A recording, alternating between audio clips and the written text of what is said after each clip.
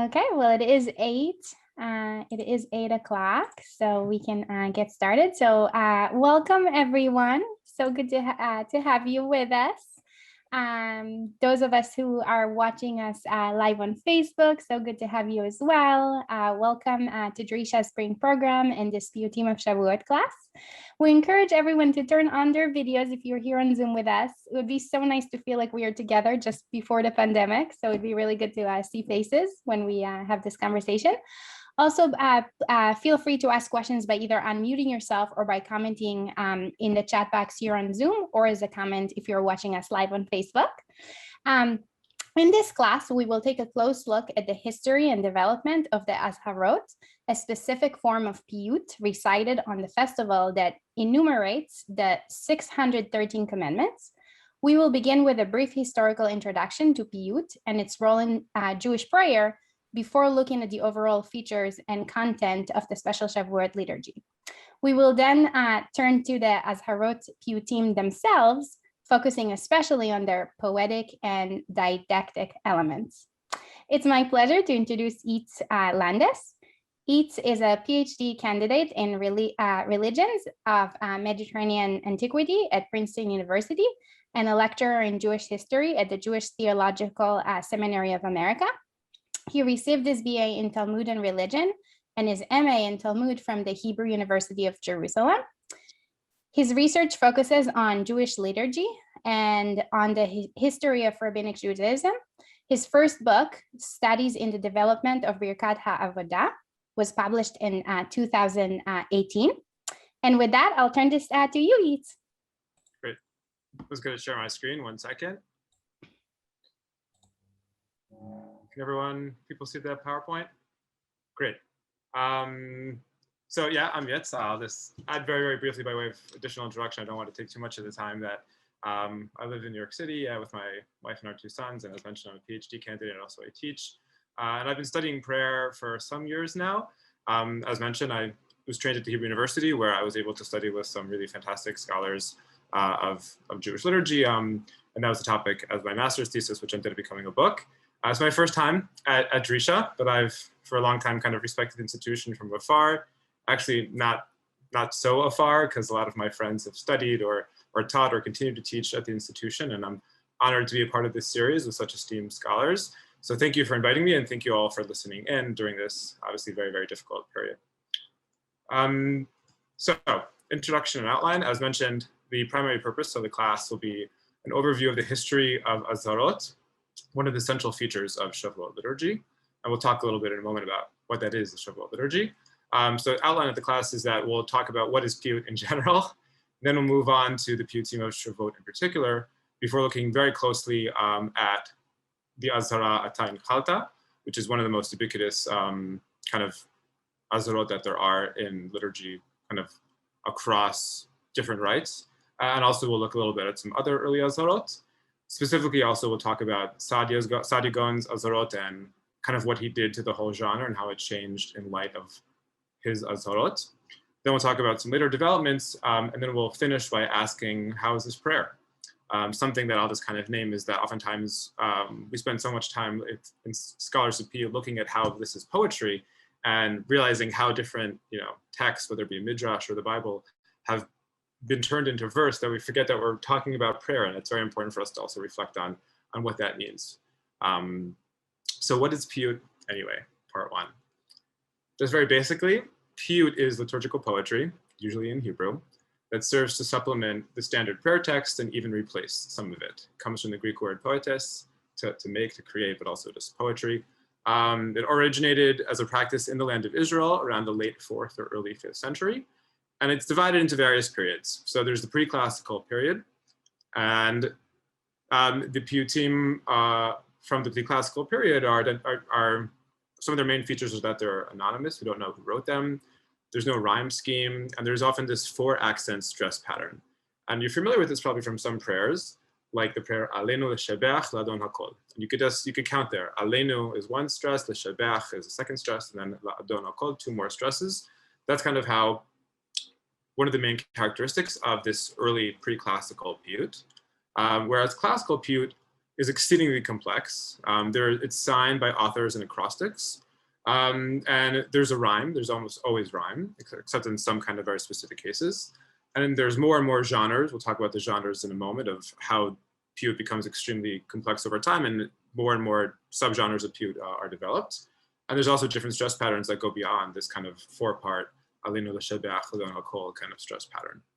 Some of the most famous paitanim are Yanai from the 6th century, who's the first paitan to sign his name. And you can tell in his kedushdot, in the piyyutim of his that we have, also some of his other piyyutim, at some point he always kind of just has one line that starts with yud, another with a nun, and then 2 more with yuds. And so that's how we know that the composition was written by him. Very interesting what that has to say about the development of the notion of author in Judaism, but that's a topic for a different class. And after that, Elazar Rabbi Kalir, who is perhaps the most famous paitan, a lot of his piyyutim have survived and exist today in particularly the Ashkenazic Siddur. For a time, traditionally people thought that he was Yanai's student, but now we know that that was likely not the case. And he lived in the 7th century. So after that, after more like the 8th century or so, we start seeing that there's different centers with different aesthetics. Piyyut kind of takes off. If at first it was really a phenomenon of the land of Israel and the Jews that lived there, and actually there was a lot of opposition to Piyyut as a practice by the Babylonian rabbis, who were against this practice of inserting Piyyut into liturgy. I mean, again, this is something which seems to supplement the prayer text and kind of interrupt prayer. So that's somewhat problematic, halachically speaking, from the Babylonian perspective, at least. We start seeing it actually being adopted also in Babylonia. And we see centers there. We see centers in Italy and Ashkenaz, which are closer to the Palestinian tradition. And then Babylonia also has communities that are kind of its descendant, so to speak, in terms of practice and also aesthetic, like in North Africa and Spain. So just going to quickly look at a map. It's always good to have a map just to understand like what we're talking about. So just again, it starts here in the land of Israel, eventually it picks up also in Babylonia. And then towards the end of the first millennium, we start seeing it also in southern Italy, parts of North Africa, different parts of Spain, both in Muslim and eventually also in Christian Spain, and also deeper in Provence and France and Germany. So just to kind of situate ourselves what we're talking about, and the time frame is again kind of the latter half of the first millennium and then continuing on until today. So what is Piyyut part 2? The genres of Piyyut. The one that we'll be talking about today is very expansive kind of categories, the krova, eventually mislabeled in manuscripts as the krovets, if it's a term that some people have heard. And the krova is just the Amidah with Piyyut. So it's one example, the most famous example is the Kedusha, which adorns an Amidah when the Kedusha is recited. And it's important to know that in the land of Israel, in the rite of the land of Israel, they actually didn't say the Kedusha as often as we say it today. It was really just only said during Shacharit on Shabbat and on holidays, and on such special occasions, they would add piyyutim that would lead up to the recitation of the Kedusha, kind of a very, very long composition, which gets longer and longer with time, and we're familiar with it, perhaps in our communities, mainly from Rosh Hashanah and Yom Kippur, where we still have a lot of these piyyutim that lead up to the Kedusha. So the Shivata is an Amidah that does not have the Kedusha. It is usually just for Musaf, where there's 7 blessings, sometimes more, like in Rosh Hashanah. I'll get to, Reshut is actually sometimes the beginning of the Piyyut, and we'll talk about this a bit more later, when the Chazan has to kind of ask permission to start saying Piyyutim. So within one of these compositions, like within the Kedusha, the first thing that might appear before the Piyyutim start is a short Piyyut that's called the Reshut, where the Paitan asks permission, or the Chazan asks permission to start actually reciting Piyyutim. So the Shivata, just to return to that, is piyyutim that adorn Amidah of Musaf, so there's no Kedusha, in this case in the land of Israel. And it ends up actually being somewhat shorter, ironically, than the stuff that they would say in Shacharit. But there were especially complex ones on Rosh Hashanah and Yom Kippur. So Rosh Hashanah, as we know, there's blowing of the shofar. In Yom Kippur, there is the Seder Avodah, when the Paitan and then the Chazan would kind of go through all the practice of what would take place in the temple. And then the first day of Pesach, when there's a prayer for Tal, for dew, and then Shmini Atzeret, when they pray for Geshem, for rain. And then just additional ones, the Kina, which is an originally Palestinian form, starting with the Nantif Av, but eventually kind of would take place outside of the Amidah. and the slicha, which also seems to have originally been part of the Amidah, but a Babylonian practice, which also ended up kind of being something which took on its own life outside of the context of the Amidah. The Ma'ariv, very kind of basically just a piyyut that adorns the blessings of Kriyat Shema at the nighttime, and the Yotzer are piyyutim that adorn the blessings of Kriyat Shema during the day. And then lastly, outside of the synagogue, we also have piyyutim for Birkat HaMazon, to be recited on holidays or perhaps kind of in festive meals surrounding a brit or a wedding of some sort. So that's just kind of macro. What is piyyut? It's a very, very brief introduction. Some people could spend entire semesters, entire year-long courses on just understanding all the different intricacies, the different genres and subgenres and parts of piyyutim. But that was an introduction necessary so we could start talking about the piyyutim for Shavuot. So the piyyutim for Shavuot, first of all, are all really on one theme, and that's the theme of the Torah and the giving of the Torah, which is perhaps not so surprising given what the holiday kind of becomes for rabbinic Jews. We have really all the various kinds of piyyutim that I mentioned. We have those for Shavuot. We have ones for the evening. We have a Ma'ariv. We have the Yotzer. We have piyyutim for the morning Kriyat Shema blessings. As mentioned, we have this kind of genre of liturgy that's somewhat adjacent to piyyutim, which is the Targumic poems in Aramaic, which Professors Novik and Lieber spoke about in the last two classes. And then we have the Kedushta, which is, again, the Kedushta originally in the land of Israel adorned the shacharit of holidays on which Kedusha was recited. And these include two kind of macro forms or two kind of subparts to them, which are unique to the holiday of Shavuot. So the first is called the Seder Olam. And this is a fantastic subgenre within Piyyut. It's actually perhaps one of my favorite things.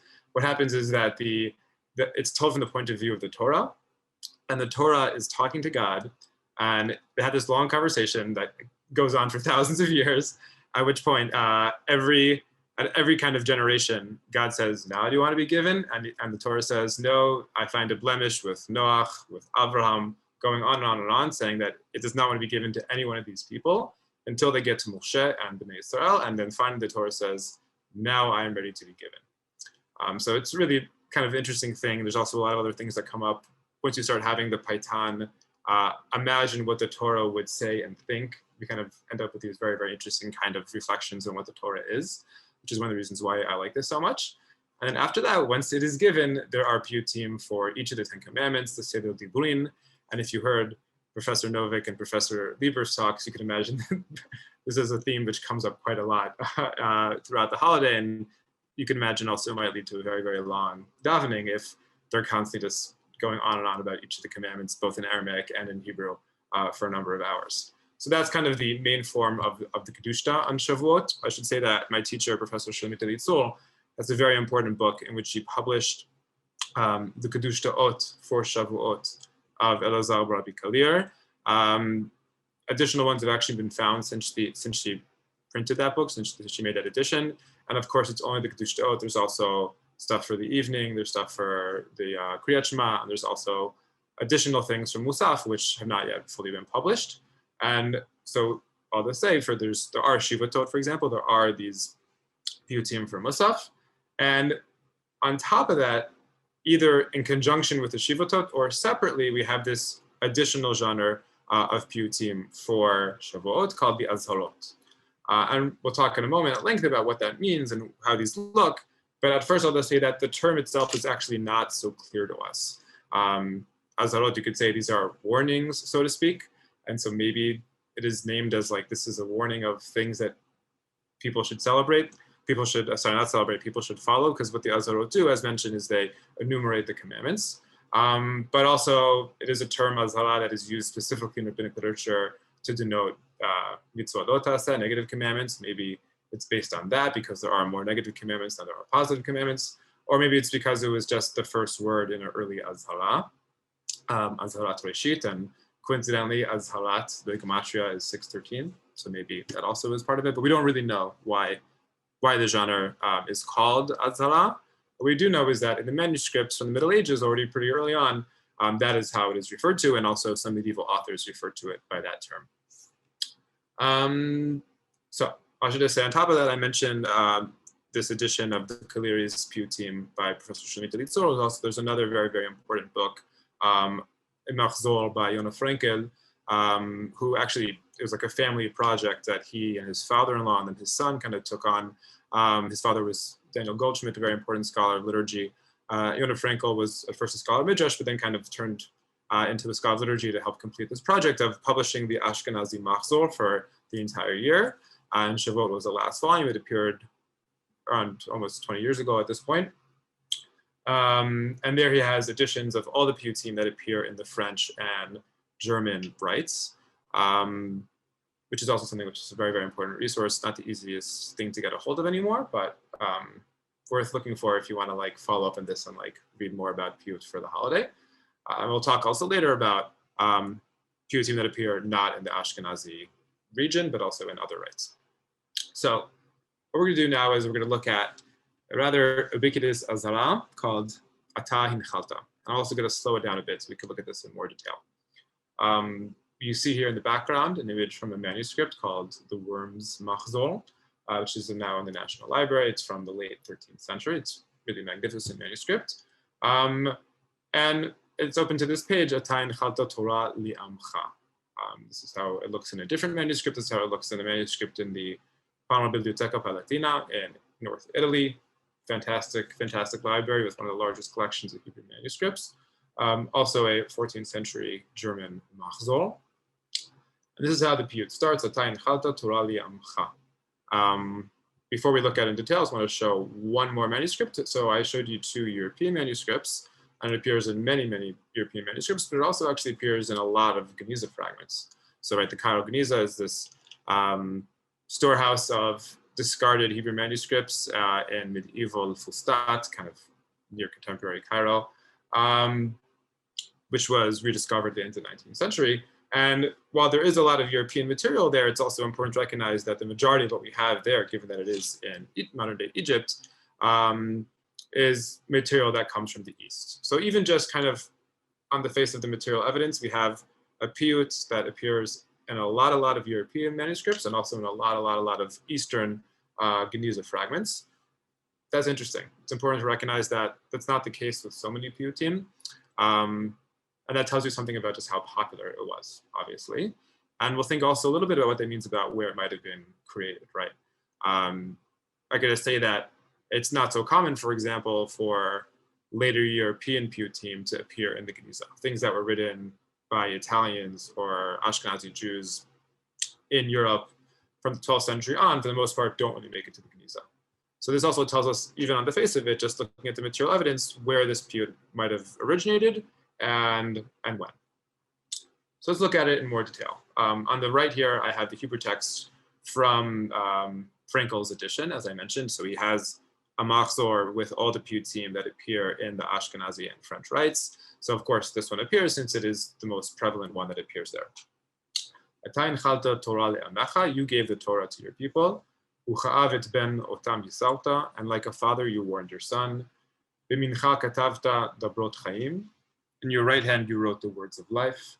Uve'etzba'otecha chakakta tochachot musar, and with your fingers you carved out moral admonitions. These are all kind of based on various midrashim that I'm not going to go into detail right now, but if you look at the Machzor of Frankel or also other ones with commentaries, they'll talk about that. Godel anashim ve'azharot harbe, the many measures of punishments and warnings. Mitzvot aseh and mitzvot lo ta'aseh, positive and negative commandments. That's the introduction to the Piyyut. And then it goes on to actually start detailing the commandments. Dinei mamanot v'dinei nefashot, unitinat mum b'notnei mumim, monetary laws, capital laws, the naming of one who maims, hazarat shoftim ba'shochad rasha lamut, tzava'at shotrim leval hakir panim, warning judges against bribery of an evil one sentenced to death and commanding jurists not to be partial. This is the beginning of a very, very long Piyyut. As you can imagine, given that these Piyyutim, the Azharot, try to enumerate all the laws, they're extremely, extremely long. So we're not going to be able to even read the single one in its entirety because that within itself would take almost an hour. So yeah, that is the opening line, the opening few lines of this rather ubiquitous Azharot. And my question, and you could just kind of drop your answers in the chat based on what we have seen until now, when and where is this from? just kind of, if you have any thoughts on that, you could drop in the chat quickly, and I'll try and kind of say out loud what I think are the answers that are close to being correct. I guess not that some people will be watching on Facebook. I don't know if anyone is chatting that in on Facebook right now.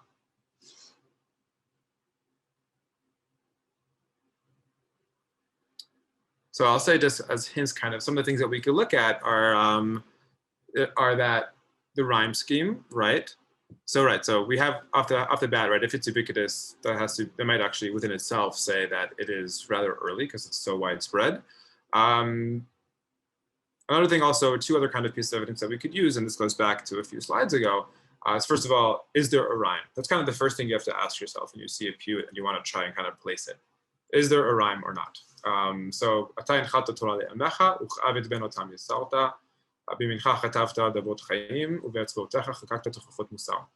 actually no rhyme here at all.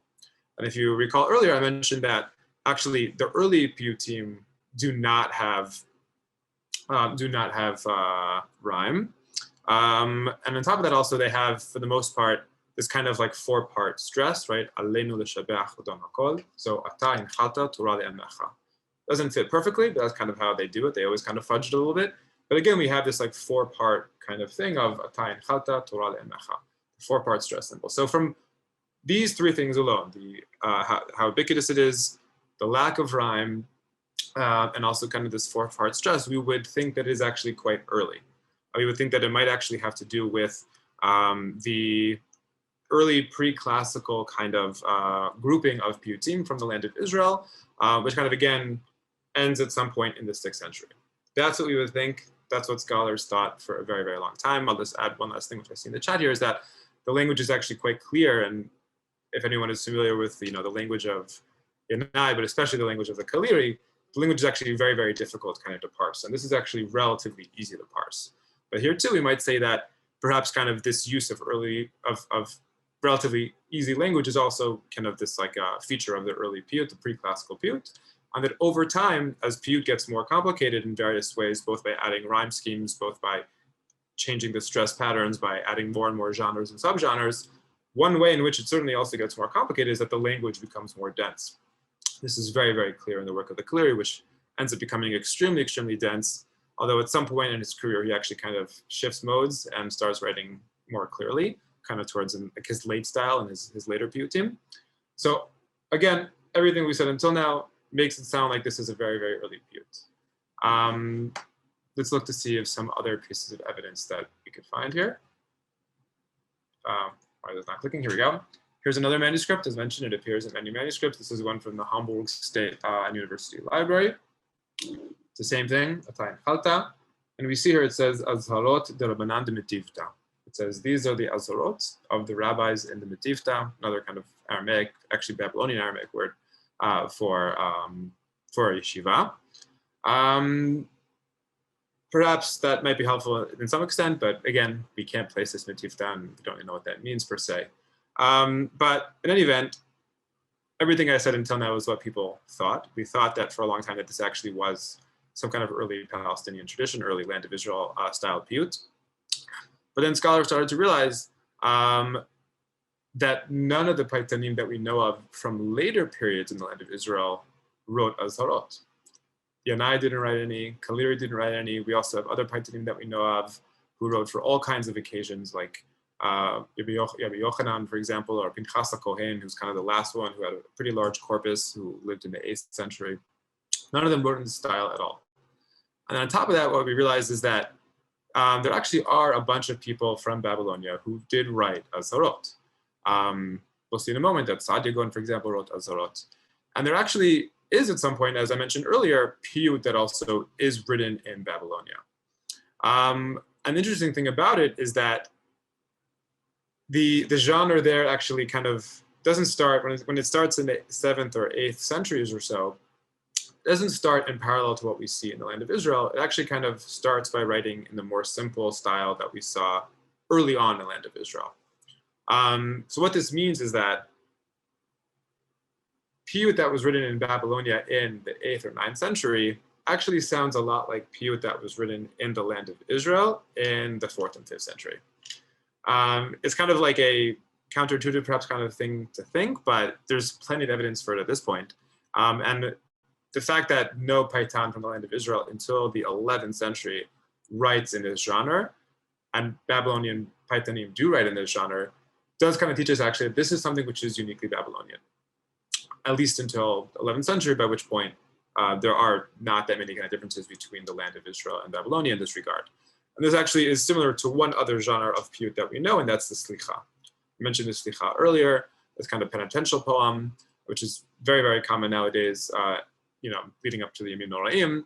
That is also something which at first starts in a very, very simple style, makes its way from Babylonia to the land of Israel and then to Europe, becomes extremely, extremely popular. It's much more popular than the Azharot in that there's just many more occasions to kind of recite slichot. And then also the early ones, the classical Paitanim in the land of Israel don't write that. The Kaliri, who wrote a huge amount, does not write slichot, nor does Pinchas HaKohen or Yanai before and after him. And so here too, actually, we have a Babylonian practice. So we'll leave that for the moment. I want to now ask a separate question. So we asked, where is this piyyut from? Where is actually the whole genre from? Now we're going to ask, when and where is it actually recited? So I mentioned that it is part of Musaf. An interesting thing about it is that it doesn't actually appear in a whole constellation of piyyutim originally, but rather it appears kind of smack in the middle of just the regular prayers that we have. So you can see here in this manuscript, again, this is the Palmer manuscript. Right before this piyyut starts with this very, very nice header, we see here the verses of Kedushat Hayom, in which the blessing for the holiday includes verses of descriptions of the sacrifices that were offered on that holiday. So it ends here. This might be somewhat familiar to people. Etc., etc. That's oftentimes very familiar with that from the middle blessing on Shabbat and also on holidays. And right after it finishes the verses that describe the sacrifices, it starts this piyyut. That's where it is inserted, smack in the middle there. Afterwards, it goes back to the main kind of statutory prayers, and continues. So that's what we see in a lot of the manuscripts. Interestingly enough, we have a very, very important siddur, the Siddur of Amram Gaon, which is a very, very difficult text to use, but we do know in general that some of it can be relied on. It's written by Amram Gaon, who was a Babylonian rabbi in the 9th century. One of the problems with the Siddur of Amram Gaon and its manuscripts, and this is kind of a problem with studying liturgy in general, is that these books are used, right? They are used as guides for liturgical practice, and they are constantly updated because liturgical practice is different all over the place and it's constantly changing. And so it's very, very hard for us as scholars to actually get to what Amram Gaon originally said, but it does seem like this is something which he might have actually had intended, and that is actually that the Azharot be recited at a slightly different point in this blessing. He says here, when the Chazan or the Shidduch Tzibor gets to the phrase Ish Kvanat Yodo Kivarkat Hashem Elokecha Shanat Alach, which is actually a few lines later. Then after saying Hasenu, then he starts saying the Azharot and then goes back to Hasenu. So it actually appears in a slightly different spot. Not sure what to make of that. It seems like there were just divergent practices pretty early on. But what it does teach us is that there is quite a lot of fluidity, right? It's unclear where exactly to place this thing, but it is quite popular and different communities have different practices. Something which is just fun to reflect on in general in studying liturgy is just really the huge diversity kind of in practice, even when we're talking about saying the same exact piyyut at the same time in the same blessing on the same holiday, there still is kind of this difference about where exactly to place it. And that's a very, very common thing to see in liturgy in general. So after that piyyut ends, after listing the commandments, we get to this kind of summary statement, and it says, "Az sheshmot u'shloshaseh mitzvot," and such 613 commandments. Perosh anashin umatan scharan, the explanation of their punishments and the giving of their reward. Amrot torot mizukot shivatim, all these wonderful, beautiful things. I'm going to skip a little bit. Essentially, b'chokhmat derashum et ele tizkor lanu, and these should be remembered for us, right? It's kind of asking as if these commandments should provide rewards to all of us now that we have recited them, and also that we will perform them. And it ends with on this day that we mark the receiving of the Azharot. So one of the problems with the appearance of this piyyut is that if you look at the Tain Chalta, the piyyut that appears right beforehand, it actually doesn't get to 613. If you count all the commandments that are in there, it's actually more like 570 or so. So what happened here? It's possible that some was lost, but that's unlikely because we have a Tain Chalta in many manuscripts, and it's actually pretty clear and pretty uniform the number of mitzvot that we have in all of them. So it seems actually what we have here are really two different piyyutim. We have a Tain Chalta, and then we have Az Sheshmot or Shlosh Esrei, a separate piyyut that were joined together at some point. Perhaps Az Sheshmot was the ending of a different Azhara, an early one that actually had 613 in it, or maybe the person who wrote it just didn't really count how many there were in a Tain Chalta, but it does not seem like the same person wrote both of them, given that there is this discrepancy in the number. So that's just on the level of like dissecting the creation of the Machzor. There's a separate question, and that's, what do you mean there's not 613 commandments? This is like everything, everyone knows, like there's 613 commandments. And the first person to say that actually was Rabbi Simlai, a Mora who appears in the Bavli, who says 613 commandments were said to Moses at Sinai, 365 negative commandments like the days of the year, and 248 positive commandments corresponding to man's limbs. So this has become really what everyone kind of learns, that there are 613 commandments.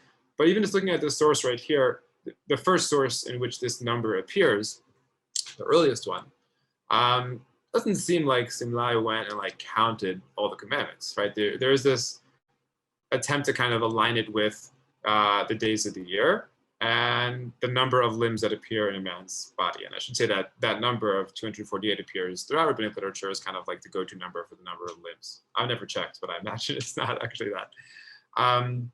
So it actually does not seem like, it's somewhat kind of like a superlative, or like it's an agadah, as you say. It's not really trying to go out empirically and count all the commandments. And the truth is that really nowhere else in the Talmud do they particularly care for this number of 613. And even after the Talmud, there are not that many rabbis. There are a few rabbis out there, I should say, who do not particularly care for it. Whereas for some reason, some rabbis at some point took this extremely, extremely seriously, which is unclear why and or what context. A lot's been written on that. But we see that there are examples in which that's not the case. Like, for example, in our Azharot, which we started with, a Tain Chalta, which has 570.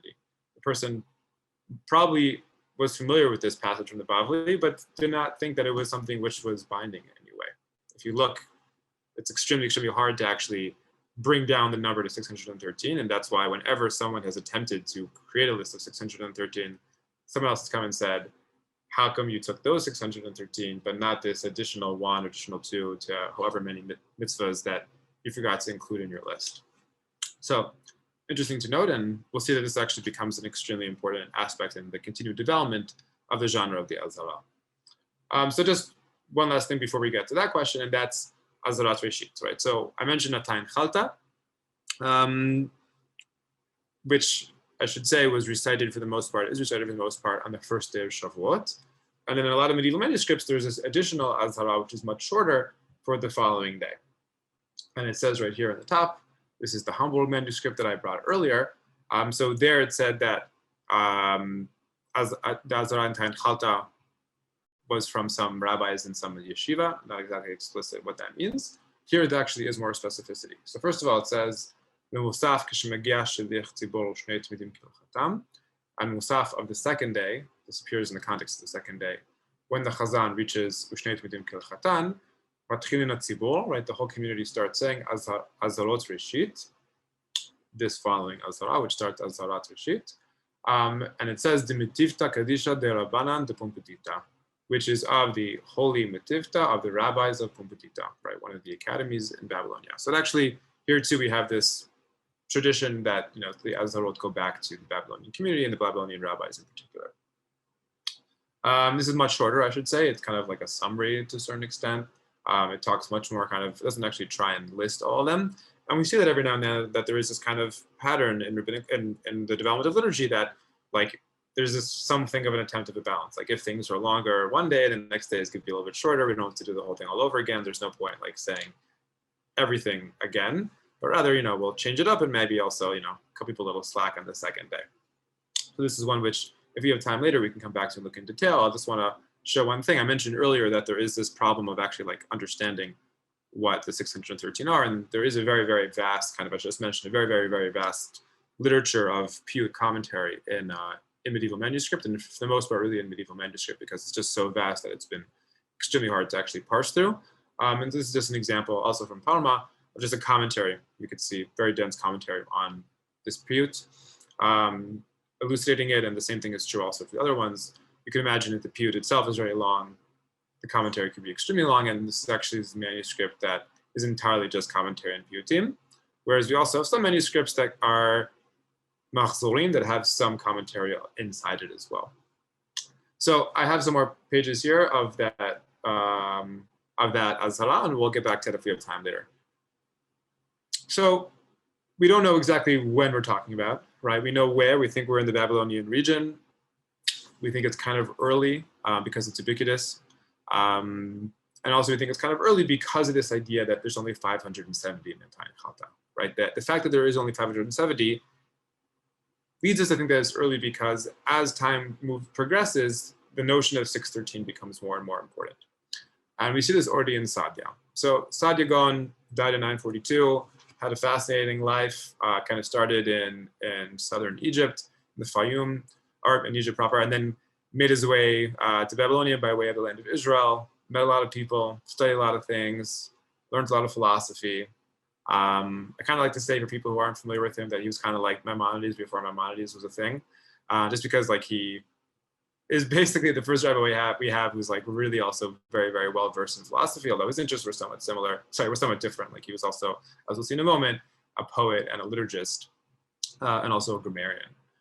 So he published a siddur. After traveling throughout the Jewish world at the time, he kind of realized that there was all this diversity in Jewish prayer, like I mentioned earlier, and that bothered him, and he decided to write a siddur to kind of try and actually, unify liturgy across the various Jewish communities. And he was actually successful to a certain extent, which is interesting. I mean, like, unlike other religious traditions, there's never really kind of, at least until recently, until the state of Israel, there hasn't really been kind of like, kind of some state operation that allows for the unification of liturgy. There's really been a lot of diversity kind of across communities. But with that, I think actually their amount of unity and similarity that there is actually quite impressive.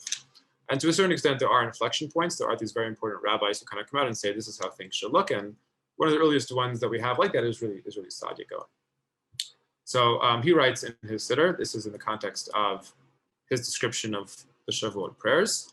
I should say also that the siddur is not like a siddur we have today. It's much more like a guidebook. Like it's kind of hard to pray out of it. It's much more instructions for how to daven. He writes that we find, and it's in Judeo-Arabic, we find that the people of our time are accustomed to having the category headings of the 613 commandments, the Sharia, recited to them during the Musaf prayer of Shavuot, which God commanded the children of Israel according to the work which begins at Untitled Chapter, right? That's the Piyyut that we just opened with. I examined it and found that the commandments, fall short of 613. This is quite scandalous.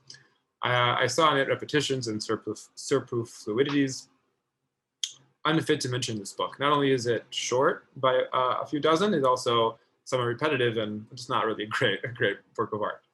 I saw fit to replace it, not because it is an indispensable principle, not because he doesn't think necessarily even doing this is so important, but because the hearts of men whom I've seen are devoted to it. So he says, if we're going to be doing this practice of reciting the Azharot, we should do it right.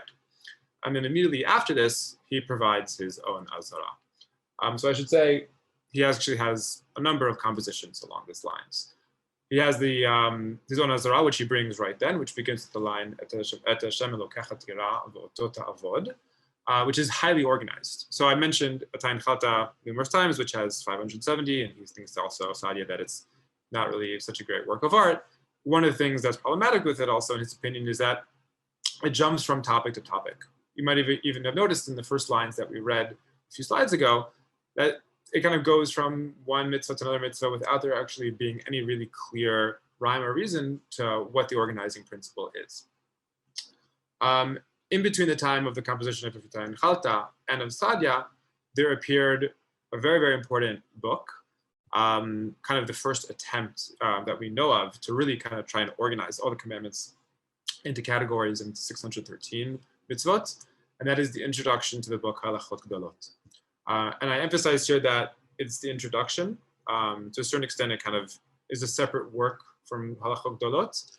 And in brief, what we see is that Halachot Gedolot is an attempt kind of to make the Talmud usable as a code. And at some point, an introduction was appended to it, which talks about how amazing the Torah is, and then it lists the 613 commandments in 4 categories. I'm not going to get into the categories itself right now, but Sadia chose to then write to adopt those categories from Halachot Gedolot. Actually, you can see that the Halachot Gedolot introduction was influenced by a Tayin Chalta, so that's also how we know that the Tayin Chalta comes before it. And he wrote this extremely long and dense, and we'll look at a little bit some of it later. Piyyut enumerating the 613 commandments in the style of Halachot Gedolot. 1 second. Interestingly enough, this Piyyut ended up having a life of its own outside the context of liturgy. For a long time, scholars referred to it, the rabbis referred to it, actually incorrectly as Sadia's Sefer HaMitzvot, Sadia's Book of Commandments.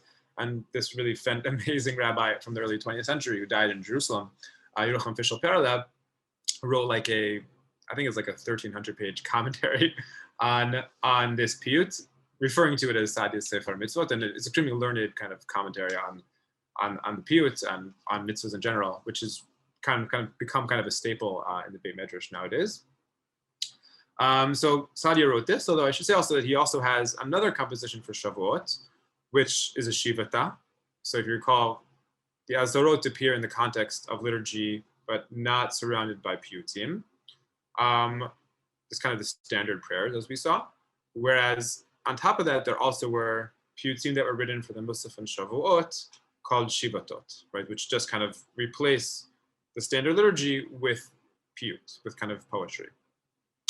And he also has one that he wrote for the holiday, Sadia, which he seems to actually have written at an earlier stage. And there too, there is a list of the 613 commandments, but it's organized differently. Instead of organizing it in the way that Halachot Gedolot organized the commandments, he organized it actually according to the 10 commandments, which is a fascinating idea.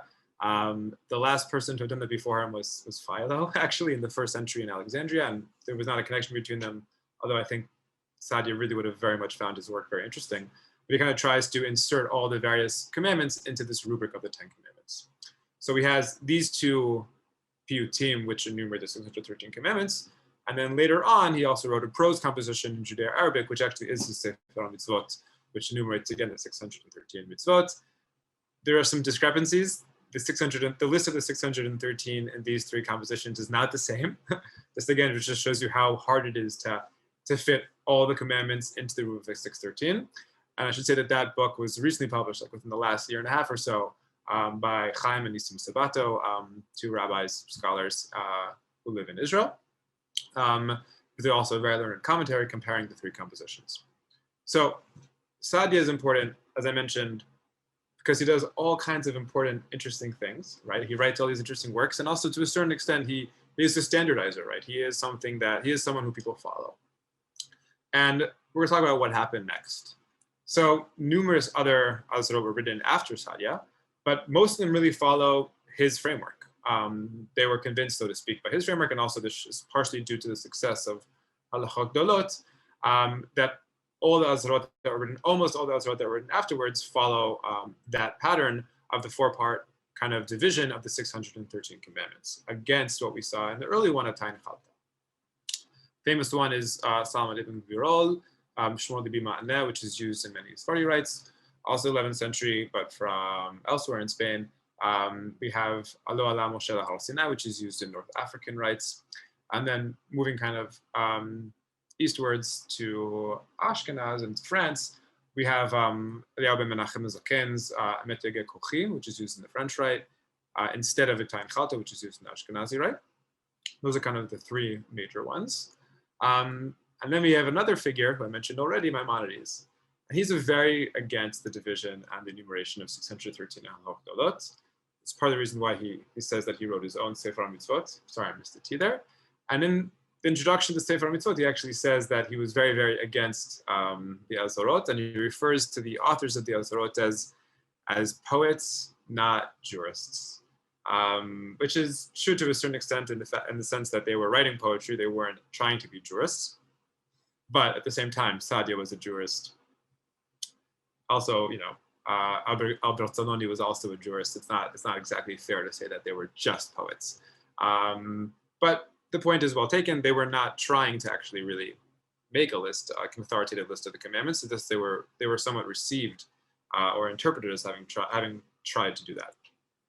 So he wrote his own kind of list, which actually I should just say, interestingly enough, Yosef Kapach, 20th century Yemeni rabbi, ended up writing his own Azhara according to Maimonides' list. I don't think anyone uses it, but he was a very, very important scholar and also a very, very important kind of promulgator of Maimonides' Torah. Very, very extensive commentary on Mishneh Torah and also published other works of Maimonides. And he was such a believer that he even thought that he would try and replace the Azharot that were in use with one that follows Maimonides' system. So I mentioned also earlier that, right, the problem is there's 2 days of Shavuot, right? So you're not going to say this whole thing twice. You're not going to also say one person's extremely long composition one day, another person's extremely long composition the other day. So there's different ways of splitting it up, like having the full 613 or the full 570 on day one, and maybe something kind of short the next day. So another thing that some people do, like this is actually the case in the Catalan rite and also in other Spanish rites, is to say the positive commandments on the first day and the negative ones on the second day. Or like in Italy, for example, they, even to this day, if you look at like the Italian synagogue in Jerusalem and their siddur and their machzor for Shavuot, or if you go there, they only just recite the first few lines. They kind of recite the first few commandments. They're like, okay, you got the idea. We're gonna move on to the rest of the stuff. Another thing else that happens is that you end up having this other genre, especially in Spain, of Azharot for other holidays. But this takes on a slightly different meaning. What it is the Shabbat before that holiday. In Musaf, they have a special piyyut that's called an Azhara, which enumerates the laws of the upcoming holiday. I would say the practice is pretty much not at all in existence anymore, but it had a surprising afterlife in the Haggadah. We end the Haggadah with Chasal Siddur Pesach Kehilchata. That actually comes from an Azhara that was written for Shabbat HaGadol, for the Shabbat before Pesach, and it's referring to the end of the recitation of all the laws of the upcoming holiday of Pesach, which is going to follow that week. That happens actually every now and then in Piyyut, that we see a Piyyut that is no longer recited at its original time, but part of it kind of made its way into the Haggadah or elsewhere in the siddur, elsewhere in the machzor. And the Haggadah itself actually has a few kind of examples of that.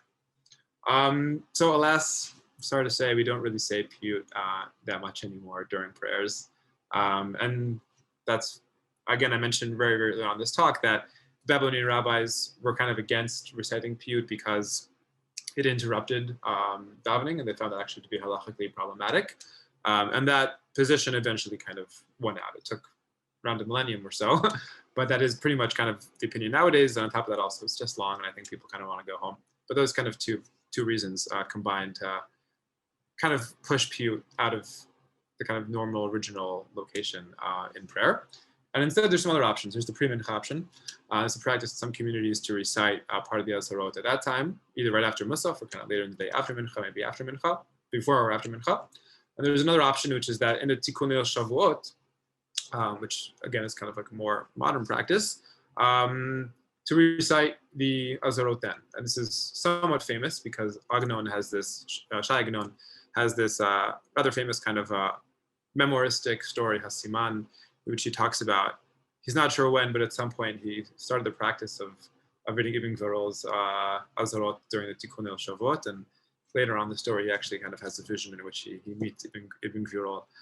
So for another time, but it's trying to show also like how common that practice would be. And again, this is something which it's interesting to think how Gaon would have even encountered it, given that it wasn't exactly the practice to do that in his community, but for another time. So that's what happened to the Azharot. And in the remaining 10 minutes or so, I want to ask one question. And asking the question, we'll also go back to some of the text that we looked at earlier.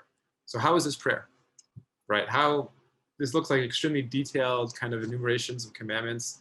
We see that some rabbis in the 20th century wrote extremely learned commentaries on this, really kind of taking it out of the siddur and using it as a halachic guide. Like how does this actually function as prayer? We see how it could be used for study, but prayer is a little bit less obvious. So there's one text that Yonah Frankel has brought into this kind of discussion, which partially kind of answers this. It's a midrash from Shir Shirim Rabbah. So Shir Shirim, as we know, is oftentimes kind of read as a metaphor for God's relationship with the people of Israel. And a lot of it has to do, of course, with Torah and how that kind of symbolizes a relationship, or is an important part of a relationship. Rabbi Yochanan said, an angel would emit a dibur from before the Holy One. This is talking about the moment of revelation on Har Sinai, for each dibur, and bring it before every person of Israel, which is an amazing image to think that, an angel would come to every person in the nation and ask them, do you accept upon yourself this dibur? It has these dinim, these punishments, these gzerot, these mitzvot, these kalim and chamurim, these rewards. And Israel would say, yes, or Israel or an Israelite, sorry. I should not, I don't think there should be an either. So we see this idea that at Ma'amad Har Sinai, every single person received kind of this direct summary or independent individual summary of all the commandments in the Torah. And then at which point they would say, yes, they all said, yes, I accept that. And so perhaps the Azharah itself is kind of this re-experience of Ma'amad Har Sinai. This is something which we see actually in various points in Jewish liturgy. I should say that Leah's mother has a very fantastic article about this and how we see this also in just kind of the Torah reading ritual itself, also to a certain extent is modeled after the receiving of the Torah. And Shavuot becomes kind of this event, especially vis-a-vis the recitation of the commandments, of the Jewish people saying, yes, I'm going to do that. Like we are accepting upon ourselves the Torah again now on this Shavuot in this year. So that's perhaps one way in which it is prayer. That might not be exactly how we think of prayer in general, but we could see how this has something to do with ritual, like a ritualized re-experiencing of Ma'amad Har Sinai by going through everything that was given, all the commandments that were given to the people of Israel at that time. That's one way. Now we'll look at one last way, which appears at the end of Sadia's Azharah. So oftentimes, if you want to understand what the Paytan thought of the composition, you look at the beginning and the end. That's kind of the bookends is where the framing takes place. So his Hebrew is actually quite difficult. He thought a lot about how to make his Hebrew difficult. And so my translation here is somewhat tentative. And he ends, I share my word with Jacob, making him the happiest amongst the nations. The corners of the heavens and earth cannot contain it, the Torah that is. So do not violate it in anger. This is God telling the people of Israel. One nation, I planted you in the land. I crowned you beautiful in my splendor. I shall be magnificent through you, as I am through my servant, Jacob and Israel, my chosen. So it's talking both to the Torah and to the people of Israel. My chosen, here are my commandments. 613 is their number. Be strong and be brave and perform them, for with your help, God is great. Please, Lord, now this is changing, the directionality of the speech to the prayer is speaking now in his own words, not kind of the words of God. Please, Lord, remember those who accept them. And if their generation is poor of deed, then just as we merited to mention them, so should we merit to perform them and keep them. So we see two things here. We see, first of all, again, there is this reflection on kind of this pedagogical moment, right? The Piyyut serves to remind people what the commandments are, and to remind them also of what an amazing thing it is to have the Torah, right? This sounds like a lot. Paytan Sadia acknowledges that this is a lot, but it says also that this is something which is extremely important, that through it you will be prosperous, through it you will be glorified, and through it also God will be glorified. And on top of that, there's a certain prayer at the end that says, God, let us fulfill the commandments. It's actually very powerful. And I think, again, this kind of counterintuitive kind of logic was saying, like, it's asking God to allow us to fulfill the commandments. That is the prayer. These are all the commandments that we have. We acknowledge this is very, very hard. We want to do it, but we need your help as well. I think that's also one very interesting mechanism which appears in the Azharot, which is this attempt to kind of, or this request that God let the people of Israel keep the commandments, even though it is so challenging. So yeah, that's also, I think, a very important mechanism, and it ties in again to this earlier one of this Shavuot, the holiday of Shavuot via its prayers as being an event in which the people of Israel accept the Torah yet again. Cool. We have a few minutes left now. I'll be happy to take any questions if people have. Feel free to unmute yourself or to drop it in the chat. I could also stop sharing. I know that was a lot also. I'll be happy to make this. I guess it'll be available on Facebook or whatever to watch it again. It will also be available on the Drisha Live website for anyone who would like to watch it again or send to friends. Yeah. I don't know if I see there's some questions on the Agnon story. I don't feel like I'm such an expert on that right now. Like I read it a long time ago. But in general, I could just say that Agnon has there's a question here about more background about the Agnon story. In general, Agnon like has this very interesting relationship with Piyyut and also with Piyyatim. He also has these kind of like imagined encounters with Elazar, Rabbi and Kalir. So I could send references on that if someone wants. Leah, I think you had a question.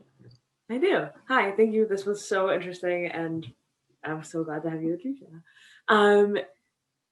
So the Gemara doesn't know what day Matan Torah happened on, and also doesn't know what calendrical date Shavuot is supposed to be.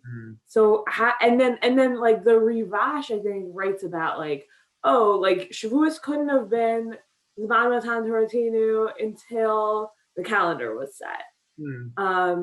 Because like even once we like have a decision about what like calendrical date of Sivan Matan Torah happened on, until the calendar is set, Shavuot doesn't necessarily fall on that day. So how does that history of the Azharot kind of line up with Shavuot becoming Zman Matan Torah?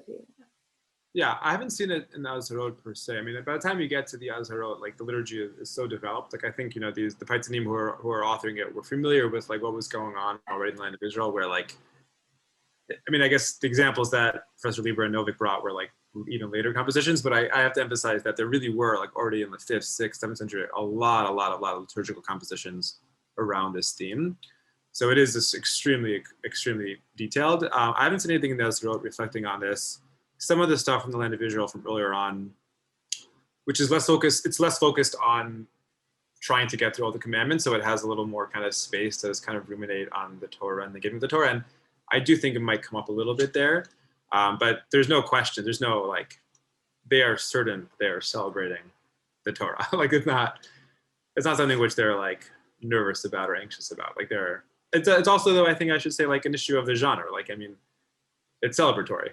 It's not trying to get into these like difficult discussions of calendrical issues. I mean, at times there are calendrical issues that come up in Piyyut, but they're not worried about halachic issues. They're more just kind of celebrating the giving of the Torah. Yeah. I should also acknowledge that I haven't read all the Piyyatim of Shavuot. It's just quite a lot. Yeah.